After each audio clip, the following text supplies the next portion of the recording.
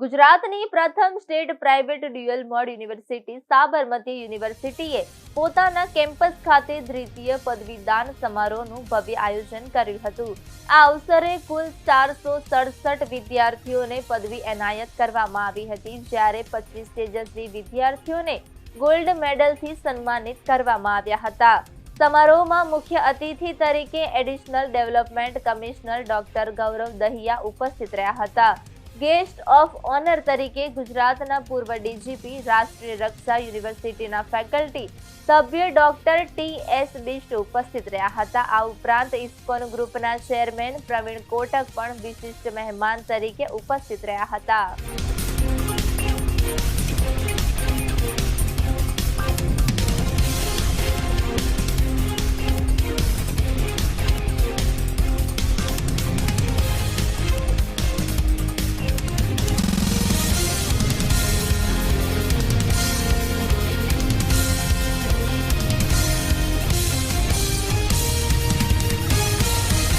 આજે આ યુનિવર્સિટીનો બીજો કોન્વોકેશન છે અને બીજા કોન્વોકેશનમાં લગભગ 300 વિદ્યાર્થીઓને ડિગ્રી એનાયત થશે। એમાં કેટલાક વિદ્યાર્થીઓ પીએચડી પાસ કરનારા પણ છે અને દરેક કોર્સની અંદર જે હાઈએસ્ટ હોય એ બધા गोल्ड मेडलिस्ट હશે ને એમને પણ गोल्ड मेडल અર્પણ કરવામાં આવશે।